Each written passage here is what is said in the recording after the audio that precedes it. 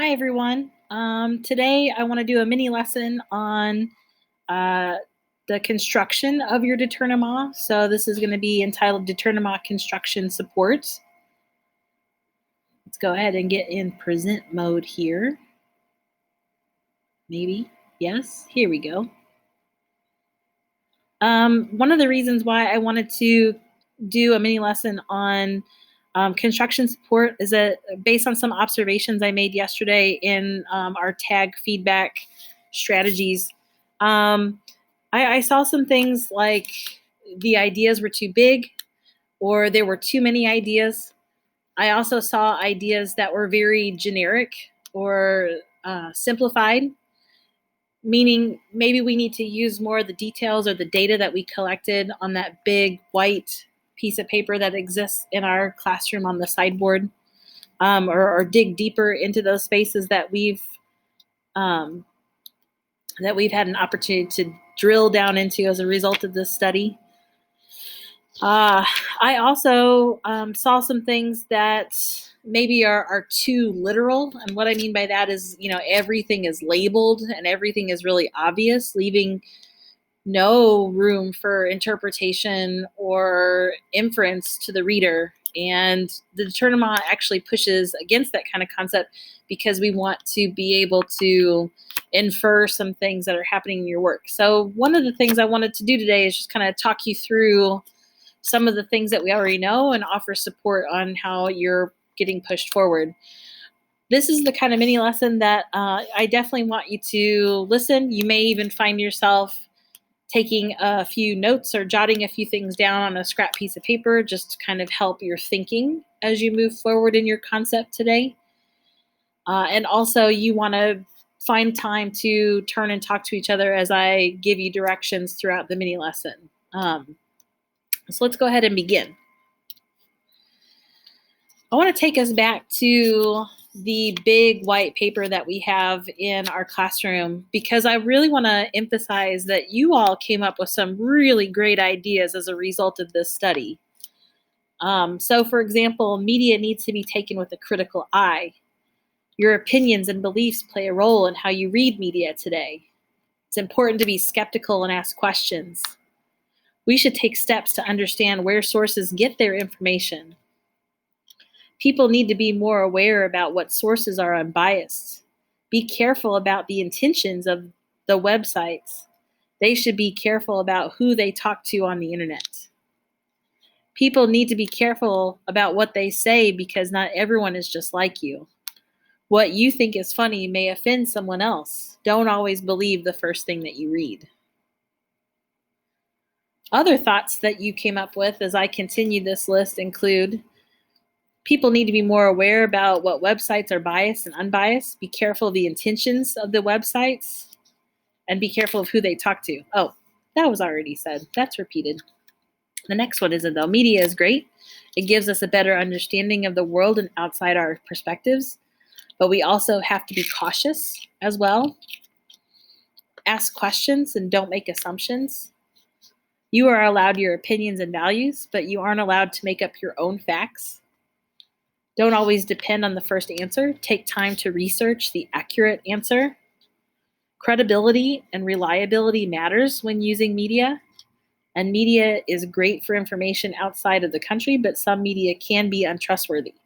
Okay, so these were all your words that you collected as a result of our media study. One of the things that I want to kind of point out is over here to the left. And I noted here, remember, these created images need to connect to media. You might be threading bigger connections like gender, race, racism, social class, poverty. There's some connections that you made inside your Unit 3 text. But the focus really needs the connection to media. So if you're talking about racism, for example, then you're looking at how racism and media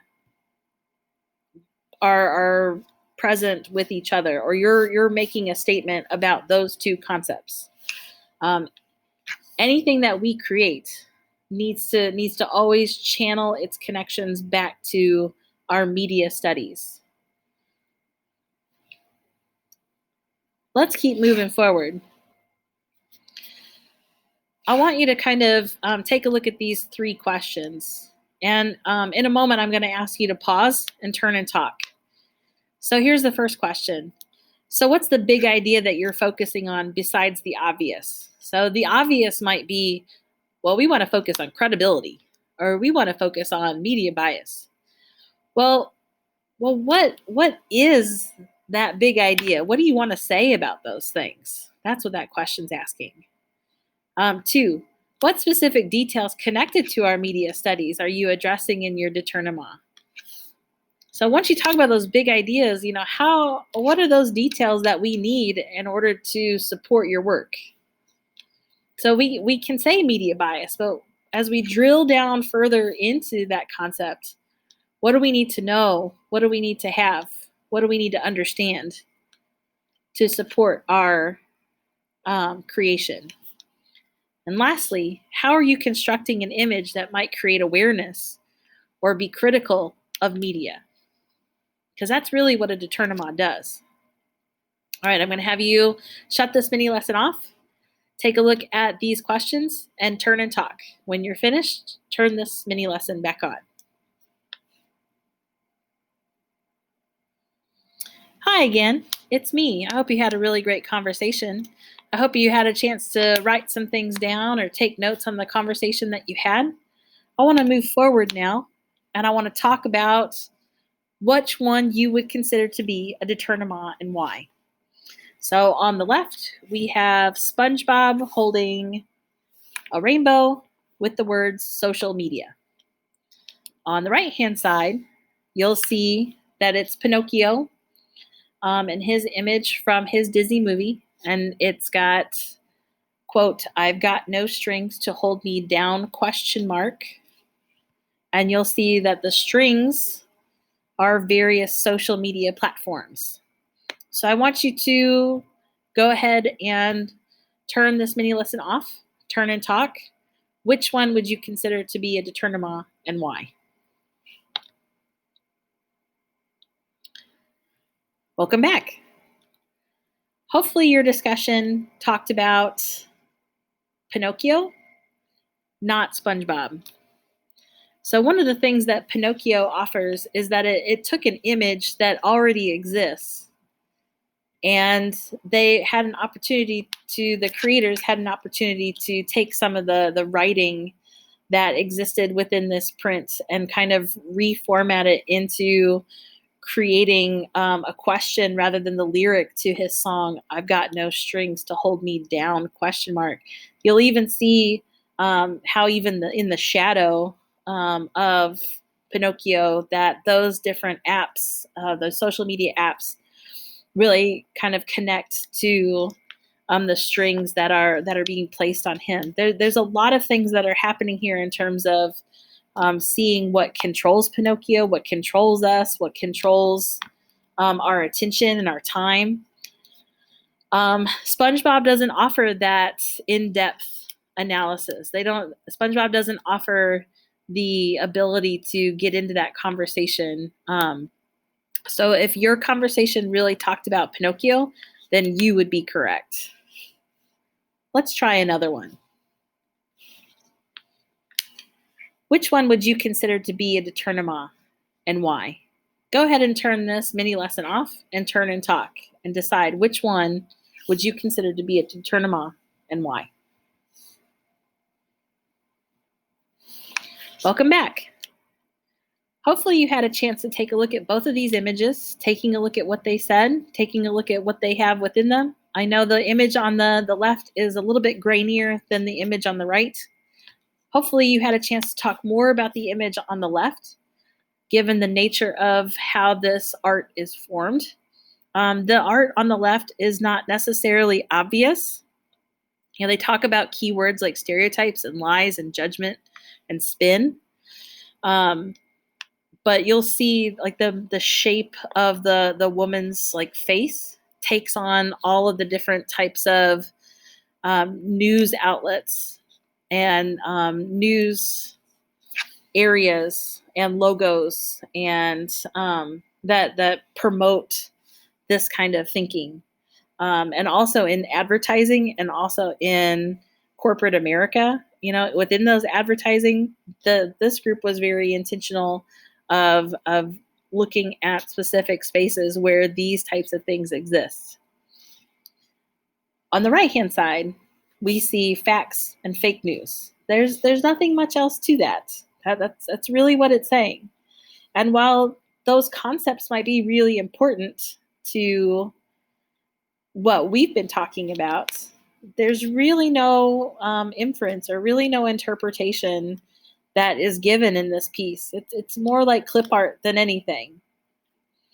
So one of the things that you want to really think about with your Detournement is how do I let the reader be able to decide what they're reading without me actually telling them what to read. I don't want to label things. I don't want to make things obvious. How can I construct a piece that invites a conversation to my reader about media awareness or being critical of media based on the things that, again, those big ideas from the beginning of this lesson? To kind of capture this mini lesson a little bit more, I want you to turn and talk, and there's a couple of questions I really want you to think about. And as you turn and talk, you may want to think about jotting some of these ideas down so you're not forgetting this stuff in the moment. There's a couple of questions. Number one, what did you notice about the examples provided? So you had kind of an example, and then you also had a non-example. 2, how do these examples compare to your creation so far? So what are some things that you could see in those Detournement examples that you're doing yourself? How do they differ? What is maybe not there right now that maybe could push your work further? And lastly, how might seeing these examples and hearing the big ideas from our unit study inform or change your decision-making moving forward? So at this point, I'm going to have you turn the mini lesson off to turn and talk around these questions so that you can then move into workshop. You do not have to go back to this lesson, but I do want you to address the questions that have been posed. Once you've taken time to answer these questions, decide how that's going to impact your workshop time for the remainder of our hour with each other, and how that's going to impact how you move forward this afternoon. Again, if you have any questions, feel free to let me know anytime. Good luck.